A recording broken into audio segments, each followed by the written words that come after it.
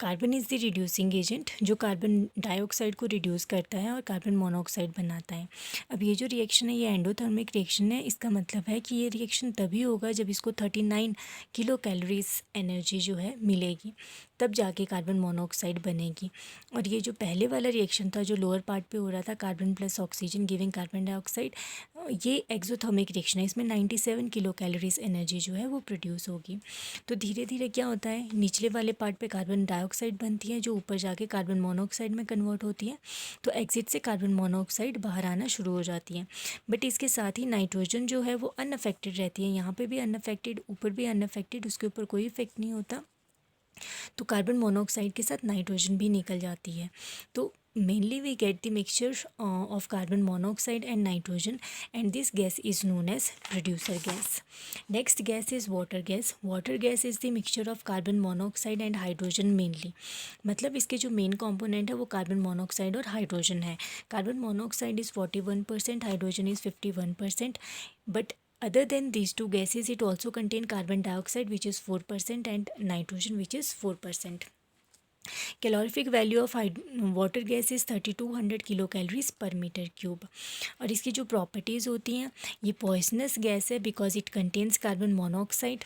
Water gas को जब हम हाइड्रोकार्बन के साथ मिक्स करके यूज़ करते हैं तो this gas is known as carburetted water gas. और जो कार्बोरेटेड वाटर गैस है इसको हम लाइटिंग पर्पसेस के लिए यूज़ कर सकते हैं। ये वाटर गैस जो होती है इसकी जो फ्लेम होती है वो काफ़ी हाई टेम्परेचर के साथ जलती है, उसका टेम्परेचर काफ़ी हाई होता है। और जो भी फ्लेम होती है it is the blue flame because it Burns with blue colour. Therefore, water gas is also known as blue water gas. Uses of water gas.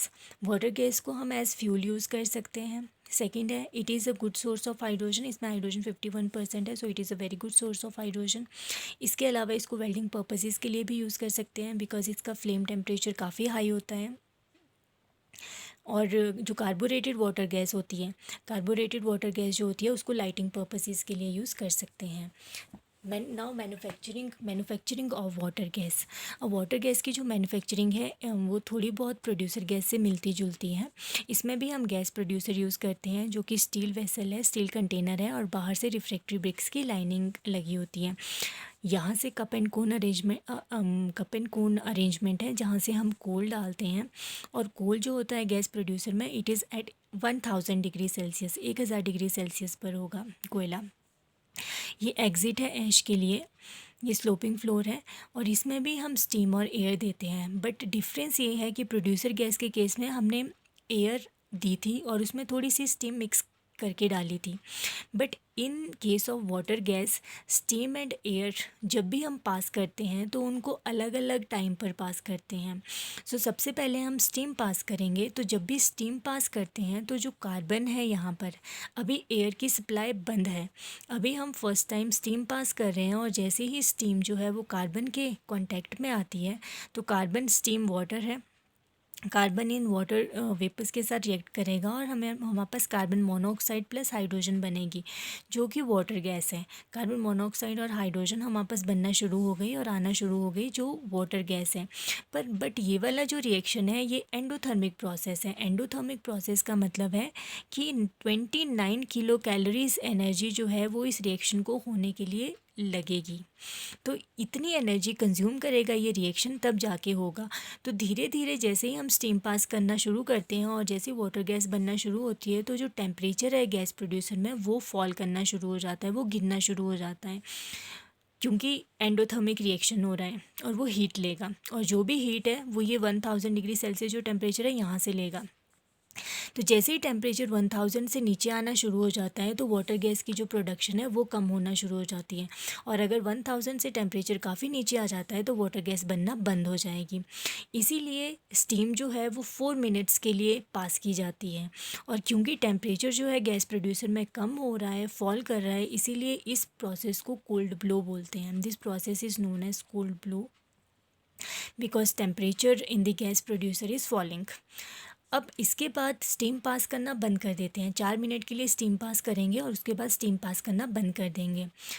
After this air is passed, अब air की supply देंगे। जैसे ही air pass करना शुरू करते हैं तो यहाँ पे कोयला है, कोयला मतलब यहाँ पर कार्बन है। तो जैसे ही कार्बन एयर के कांटेक्ट में आएगा, मतलब ऑक्सीजन के कांटेक्ट में आएगा, तो वो जलेगा, और जैसे ही कार्बन जलेगा कंप्लीट कंबस्शन होगा तो कार्बन डाइऑक्साइड बनेगी। जो भी नाइट्रोजन है वो अनअफेक्टेड बाहर आ जाएगी। बट ये जो रिएक्शन है एक्सोथर्मिक प्रोसेस, और इसमें 97 किलो कैलोरीज एनर्जी प्रोड्यूस होंगी in case of complete combustion of carbon. अगर इनकम्प्लीट कंबस्शन होता है तो भी कार्बन ऑक्सीजन के साथ रिएक्ट करेगा और कार्बन मोनोऑक्साइड बनेगी और नाइट्रोजन अनअफेक्टेड बाहर आ जाएगी। ये वाला जो रिएक्शन है this is also exothermic reaction, और इसके केस में 59 किलो कैलोरीज एनर्जी जो है वो रिलीज़ होती है। तो दोनों ही रिएक्शंस एक्सोथर्मिक रिएक्शन है, और जैसे ही एयर पास करते हैं तो कार्बन डाइऑक्साइड बने या फिर कार्बन मोनोऑक्साइड बने, दोनों ही रिएक्शन में हीट प्रोड्यूस होती है और धीरे धीरे गैस प्रोड्यूसर का जो टेम्परेचर है वो राइज़ होना शुरू हो जाता है। तो क्योंकि गैस प्रोड्यूसर का टेम्परेचर राइज़ होना शुरू हो गया है, इसीलिए जब भी एयर पास करते हैं तो इस प्रोसेस को हॉट ब्लो बोलते हैं, क्योंकि गर्म होना शुरू हो गया सिस्टम। और ये जो एयर है ये 1 to 2 मिनट्स के लिए पास करते हैं। आफ्टर 1 to 2 मिनट्स एयर की सप्लाई बंद कर देंगे और फिर से स्टीम पास करेंगे। तो जैसे ही स्टीम पास करेंगे वाटर गैस फिर से बनना शुरू होगी, फिर से टेम्परेचर गिरेगा। आफ्टर 4 मिनट्स स्टीम की सप्लाई बंद कर देंगे और 1 to 2 मिनट्स के लिए एयर पास करेंगे, फिर से टेम्परेचर राइज़ करना शुरू करेगा। तो इस तरह ये दोनों प्रोसेसेस जो हैं वो चलती रहती हैं, और एट द एंड हमारे पास जो मिक्सचर आता है वो, उसमें कार्बन मोनोऑक्साइड जो होती है और जो हाइड्रोजन होती है वो मेन कंपोनेंट्स होते हैं, वो मेन कॉन्स्टिट्यूएंट्स होते हैं। बट उनके अलावा यहाँ पे कार्बन डाइऑक्साइड भी प्रेजेंट है और नाइट्रोजन भी प्रेजेंट है, जो कि हमें मिल रही है। तो ये भी थोड़े थोड़े अमाउंट्स में प्रेजेंट होती हैं। ये थी manufacturing of water gas. Next is biogas. Biogas जो होती है it is produced by the bacterial decomposition of biological matter in the absence of air.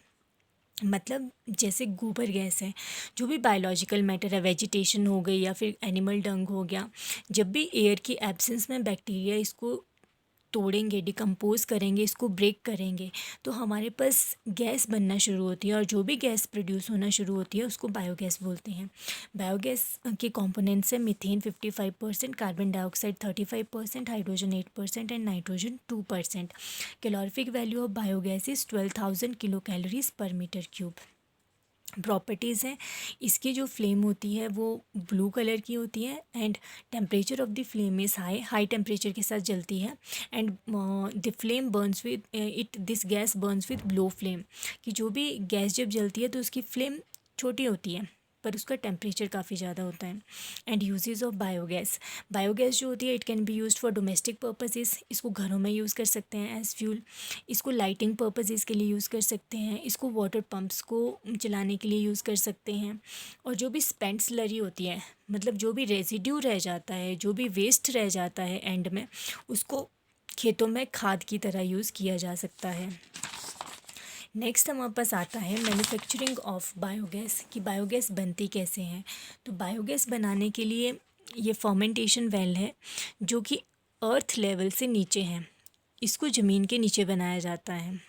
यहाँ पे एक टैंक है, इनलेट टैंक, यहाँ पे एक दूसरा टैंक है जिसमें कि स्पेंट स्लरी, जो भी वेस्ट होगा उसको इकट्ठा करेंगे। ये गैस होल्डर है, स्टील कंटेनर है जिसमें कि गैस इकट्ठी होगी और यहाँ से गैस की सप्लाई घरों को दी जाएगी। ये जो है इसको आप सीमेंटेड भी बना सकते हैं और ब्रिक्स भी लगा सकते हैं, वॉल है जो कि फर्मेंटेशन वेल बनाने के लिए यूज़ की गई है। अब इनलेट टैंक में स्लरी लेते हैं। Working of biogas. Inlet tank में स्लरी लेंगे। स्लरी जो होती है it is the mixture of animal Dang and water. Animal डंग का मतलब गोबर और पानी लेंगे, उसका मिक्सचर जो होगा उसको इनलेट टैंक में डालेंगे। अब मिक्सचर को जब इनलेट टैंक में डाल दिया, after that it is allowed to go into the fermentation well. इसको फर्मेंटेशन वेल में इसको फर्मेंटेशन वेल में डाला जाएगा by using feeding pipe. Feeding pipe जो है उसको यूज़ करेंगे एनिमल डंग को और वाटर मिक्सचर को फर्मेंटेशन वेल के अंदर डालने के लिए, और उसके बाद इस सिस्टम को पूरी तरह से बंद कर देंगे। और एयर की एब्सेंस में जो भी बैक्टीरिया होंगे वो उस गोबर को, वेजिटेशन को, उसको ब्रेक करेंगे, उसको डीके करेंगे, उसको डिकम्पोज करेंगे। तो जैसे उसको वो तोड़ेंगे तो हमारे पास गैस बनना शुरू होगी। थोड़े टाइम के बाद, और वो जो गैस होगी it mainly contains methane and carbon dioxide, और धीरे धीरे वो जो गैस है इस गैस होल्डर में इकट्ठा होना शुरू हो जाएगी। जैसे ही गैस होल्डर में इकट्ठा होना शुरू होती है तो ये गैस होल्डर राइज करना शुरू हो जाएगा, and after it starts rising ये जो गैस है इसकी सप्लाई किचन्स को दे दी जाती है यहाँ से इस पाइप के थ्रू, और जो भी यहाँ पे वेस्ट है, रेजिड्यू है, उसको निकाल लिया जाता है और उसको खेतों में खाद की तरह यूज़ किया जाता है, and this residue this waste material is known as spent slurry. ये थी वर्किंग बायोगैस की। और बायोगैस जो होती है वो गर्मियों में बहुत आसानी से बन जाती है as compare to winters, because optimum temperature for the manufacturing of biogas is 34 to 48 degree Celsius. इतने टेम्परेचर पर जो है बायोगैस आसानी से बन जाती है। नेक्स्ट हमारे पास आता है मेरिट्स या फिर advantages of gaseous fuel over solid fuels. मतलब गैशियस फ्यूल के सॉलिड फ्यूल के ऊपर क्या बेनिफिट्स हैं, क्या एडवांटेजेस हैं, क्या मेरिट्स हैं। फर्स्ट, गैशियस फ्यूल जो होते हैं they have high calorific value than solid fuels. Gaseous fuel की कैलोरीफिक वैल्यू ज़्यादा होती है, सॉलिड की कम होती है। गैशियस फ्यूल्स जो होते हैं they do not produce smoke and ash. Solid fuel जो होते हैं ये स्मोक भी देते हैं और ऐश भी प्रोड्यूस करते हैं। Gaseous fuels can B lighted easily. Gaseous fuels को आसानी से जलाया जा सकता है, बट सॉलिड फ्यूल्स को जलाने में डिफ़िकल्टी होती है। Gaseous fuels have controllable combustion. Gaseous fuels को आसानी से जलाया भी जा सकता है, बुझाया भी जा सकता है with the help of burners, but solid fuels के केस में उनको जलाने में और बुझाने में डिफ़िकल्टी होती है। Gaseous fuels can be easily transported from one place to the other with the help of pipelines. Gaseous fuel को पाइप्स की हेल्प से एक जगह से दूसरी जगह ले जाया जा सकता है, बट सॉलिड फ्यूल्स के केस में लेबर यूज़ करनी पड़ती है। Gaseous fuels are economical. Gaseous fuel economical है क्योंकि जो वेस्ट प्रोडक्ट्स भी होते हैं गैशियस फ्यूल के केस में उनको भी आगे यूज़ किया जा सकता है for heating, but solid fuels के केस में ऐसा नहीं किया जा सकता। एंड सेवेंथ बेनिफिट आता है गैशियस फ्यूल का कि क्योंकि बर्नर्स लगे होते हैं in case of gaseous fuel, तो बर्नर्स से एयर की सप्लाई को कंट्रोल करके उनकी फ्लेम को ऑक्सीडाइजिंग, रिड्यूसिंग और न्यूट्रल बनाया जा सकता है, जो कि लेबोरेटरीज़ में यूज़ होती हैं, बट सॉलिड फ्यूल्स के केस में ऐसा नहीं हो पाता। These were the advantages or merits of gaseous fuel over solid fuels. Next is demerits or disadvantages of gaseous fuels over solid fuel. कि नुकसान क्या है, डिसएडवांटेजेस या डीमेरिट्स क्या हैं गैशियस फ्यूल की सॉलिड फ्यूल्स के ऊपर। तो गैशियस फ्यूल जो होते हैं वो लार्ज वॉल्यूम ऑक्यूपाई करते हैं, so they need large storage tanks for their storage. तो ये इनकी डिफ़िकल्टी है, डिसएडवांटेज है। सेकंड, गैशियस फ्यूल जो होते हैं दे आर हाईली इन्फ्लेमेबल। वो आसानी से आग पकड़ सकते हैं, तो इस वजह से उनके आग लगने का खतरा होता है। Next is merits and demerits, merits and advantages of liquid fuels over solid fuel. कि लिक्विड फ्यूल के एडवांटेजेस क्या हैं सॉलिड फ्यूल्स पर। फर्स्ट, लिक्विड फ्यूल्स जो होते हैं उनकी कैलोरीफिक वैल्यू ज़्यादा होती है as compare to solid fuels. Liquid fuels do not produce ash. Liquid fuel जो होते हैं वो ऐश नहीं प्रोड्यूस करते, पर सॉलिड फ्यूल ऐश प्रोड्यूस करते हैं। Liquid fuels have controllable combustion. Liquid fuel के केस में भी बर्नर यूज़ कर सकते हैं, तो इसी वजह से उनका कंबस्टन भी कंट्रोलेबल होता है। Liquid fuels burn freely when ignited. Liquid fuel को जब एक बार जला देते हैं तो वो फ्रीली जलना शुरू कर देते हैं, बट सॉलिड फ्यूल के केस में डिफ़िकल्टी आती है। Liquid fuels can be easily transported. Liquid fuels को एक जगह से दूसरी जगह आसानी से ले जाया जा सकता है। लिक्विड फ्यूल्स इकोनॉमिकल होते हैं क्योंकि एक्स्ट्रा लेबर की ज़रूरत नहीं पड़ती, इनको एक्स्ट्रा लेबर की ज़रूरत नहीं पड़ती इनको एक जगह से दूसरी जगह ले जाने के लिए, या इनको जलाने के लिए भी बहुत ज़्यादा हीट की सप्लाई करने की ज़रूरत नहीं पड़ती, आसानी से जल जाते हैं। Liquid fuels have uniform combustion. Liquid fuel जब जलते हैं तो उनका कंबस्टन यूनिफॉर्म होता है, मतलब जितनी फ्लेम एक बार सेट कर देते हैं उतनी फ्लेम के साथ वो फ्यूल जलता रहता है। इस वजह से जो भी एपरेटस हैं, जो भी एपरेटस की वॉल्स हैं, प्लेट्स हैं, वो अफेक्ट नहीं होती, बट सॉलिड फ्यूल्स के केस में डैमेज का खतरा रहता है। डीमेरिट्स और disadvantages of liquid fuels over solid fuels.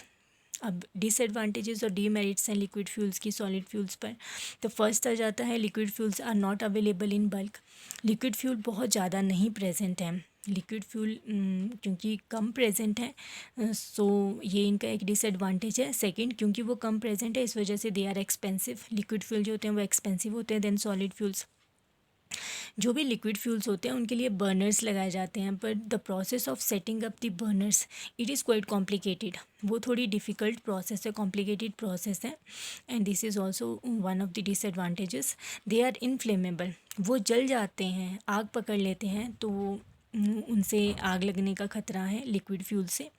Liquid fuels produce unpleasant smell. Liquid fuels ash नहीं प्रोड्यूस करते, बट जब वो जलते हैं तो वो गंदी स्मेल प्रोड्यूस करते हैं, जो कि इनका डिसएडवांटेज है।